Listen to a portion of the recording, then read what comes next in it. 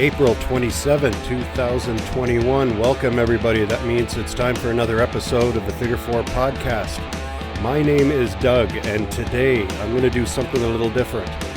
I want to do a watch-along with you guys, and if you have the WWE Network, please join me, because Saturday night's main event was one of my favorite shows back when I was a kid. We're going to go back to July 29th, 1989. Saturday night's main event, and we're going to look at a match that was 2 out of 3 falls for the WWF Tag Team Championship. It was Demolition against the Brainbusters, and it was a fantastic match. So if you have the WWE Network, we'll sync up at the same time and we'll watch and talk about it together. It's going to be a good time. So if you do have the network, get on it. Look for July 29th, 1989, Saturday night's main event. And I'll set up the timeline, and we'll go 3, 2, 1, click play, and off we go. So if you guys are all set, what I want you to do is set your little bar to 43 minutes and 40 seconds of that episode of Saturday night's main event. And in 3, 2, 1, here we go. All right, the camera just zooms in now and shows Arn Anderson and Tully Blanchard with, of course, Bobby the Brain Heenan, the Brainbusters. Now, they had a match on the previous Saturday night's main event, and it wasn't 2 out of 3 fall. It was just a single match. It was in May of 1989. And, of course, Demolition got themselves disqualified. Brainbusters won the match, but not the tag team titles. So, obviously, this leads in to the rematch here in July of 1989. I always loved Demolition, favorite tag team of all time. I always loved Arn Anderson and Tully Blanchard. To me, they were the heart of the Four Horsemen. Without Arn Anderson and Tully Blanchard, there was no Four Horsemen. These two guys were absolutely amazing. Now, Mean Gene is interviewing Demolition. Their promos were okay.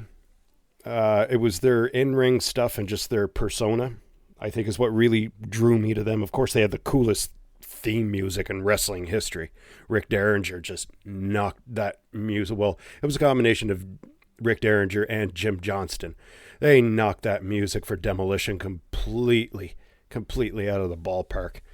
But when these guys just walk down to the ring, I don't know, to me, as a kid, I always saw them. They always remind me of Jason from Friday the 13th. They were awesome. Yeah, D for Demolition. Mean Gene was one of the greatest interview guys in the business, I think, ever. Here comes Demolition. Brainbusters are already in the ring.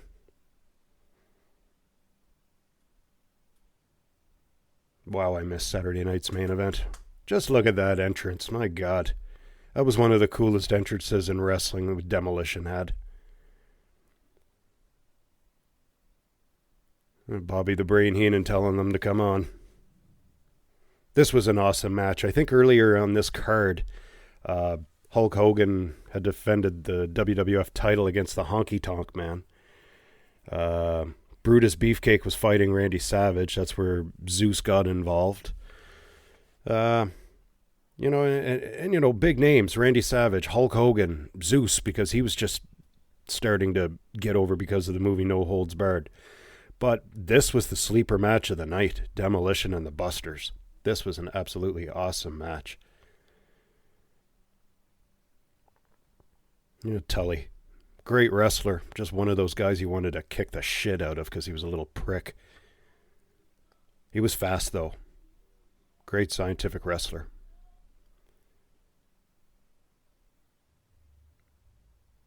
A lot of people don't know either. I'm just looking at Axe. Axe was actually in Hogan's movie No Holds Barred. He was a wrestler in paint that Hogan was fighting. Tully got thrown out and Smash just waylaid him. Smash was pretty powerful too. Axe was always known to be the powerhouse of the team, but Smash wasn't a slouch either. A couple of 300-pounders. Tully's just getting rocked now. I love that he hip tosses him over. The Busters were great at cutting off the ring. That was great tag team wrestling. Demolition just didn't care. Axe just hip tossed him into his own corner. Now they're double teaming him, and Axe just got a power out of this. Look at this. Boy, Anderson was a great seller too. Anderson was a great wrestler, but man, he could sell too. Oh, here they come, double teaming Axe now on the outside. Little dipsy doodle, wham! There's Smash. Wow, the crowd was so into this match. Everybody just loved Demolition. I'll never understand. I mean, I know there was backstage stuff and there was stuff going on with Axe, but they did not need Crush. I think they just, I think it watered down Demolition whenever he came in. They should have just broke the team up instead of bringing in Crush. It just didn't work. Busters are outside now. Bobby Heenan's on the verge of crying.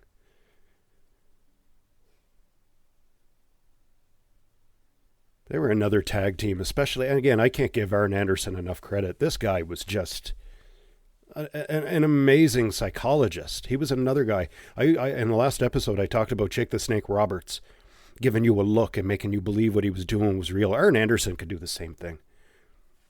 Amazing. The look on Arn Anderson's face. Just sheer terror. Snapmare, look at this. Catches Arn's foot in midair and stops him. A nice little flip. I love in this match, they keep panning over to Bobby the Brain Heenan, and every time they show him, he just looks more and more and more dejected. Like he's going to just cry and piss everywhere. Oh, there's a typical classic Demolition. Double team smashing each other, their opponents in the corner.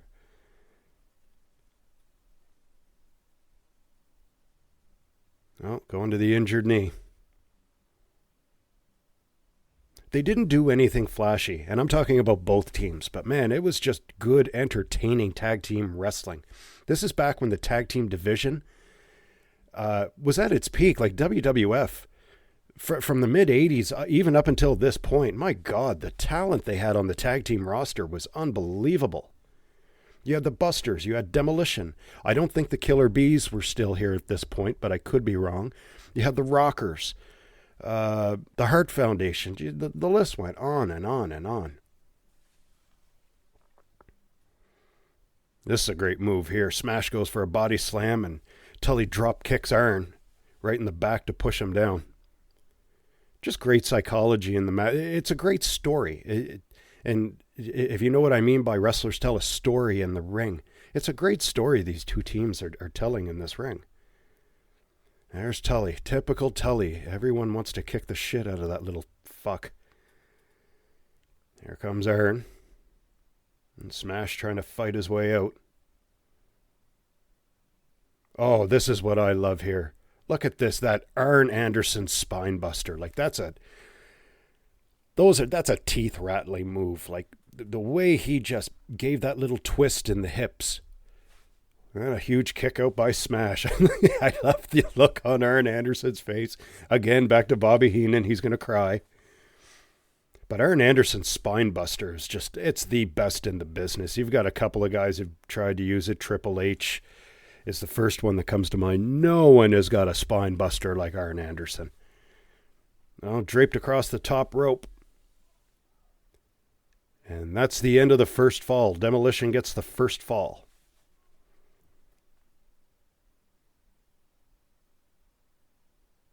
Man, they were big boys. Big boys. Of course, Bobby Heenan screaming everything is illegal. And they come back from commercial, ready to start the second fall.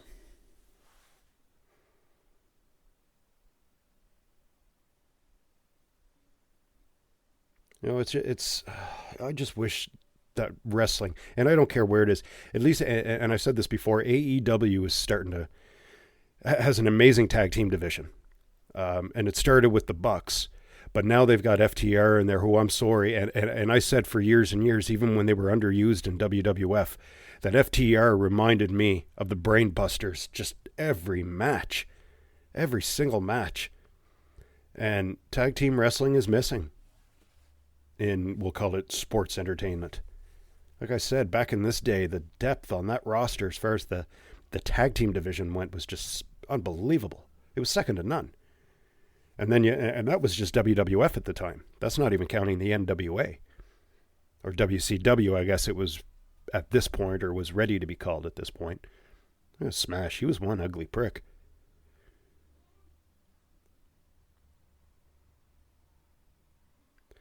They didn't use a lot of scientific stuff, but the Demolition was another team that knew how to cut the ring off.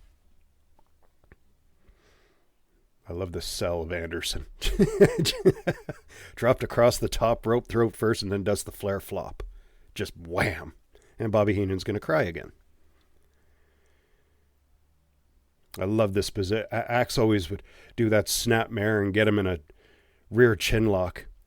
And he used to scream. He was so loud, and that voice was so choppy and rattly. He'd just start screaming, "Break it! Break it!" Here comes Tully now.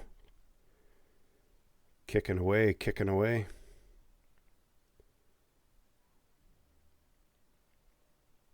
He's doing really well in AEW as well, Tully Blanchard. Kind of taking the role of J.J. Dillon. Excuse me. Oh, here comes Arn. Oh, shot to the throat. What an evil bastard.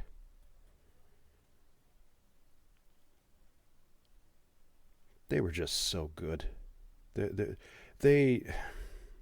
I understand why they left the NWA. And if you've ever heard Arn Anderson's podcast, he's talked about it. They left because Jim Crockett promised them money, and Bobby Heenan running away slapped Axe in the face. But Jim Crockett owed them money, so they went to WWE. They should have been the greatest NWA tag team champions of all time. It's a shame they left, because the Horsemen were never the same without Tully after Arn went back. And Tully didn't. Axe pushed back into Arn Anderson. This must be a rest period here, because they have gone pretty hard. 3 of the 4 guys are pretty big dudes, so why not have a little half camel clutch to kind of slow the pace down? Tag to Tully. Boy, oh boy.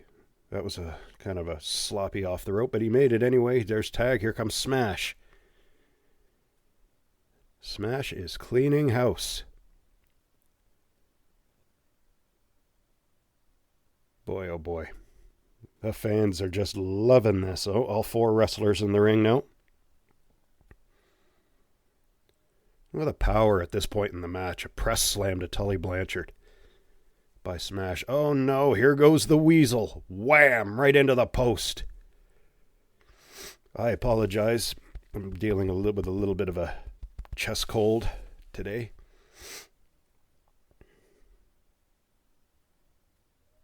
And I think it's around this time that Andre comes out to the ring. Yes, here comes Andre.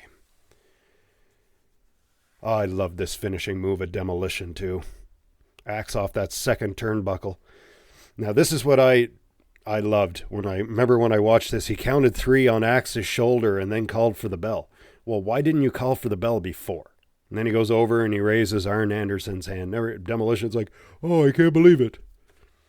We got disqualified? Why?" And it used to be, back in the day, if you won a 2 out of 3 fall match, if one of the falls were a disqualification, you didn't win the tag team titles. I don't know when they changed that rule, because, well, we all know it happens here, but the second fall was a disqualification.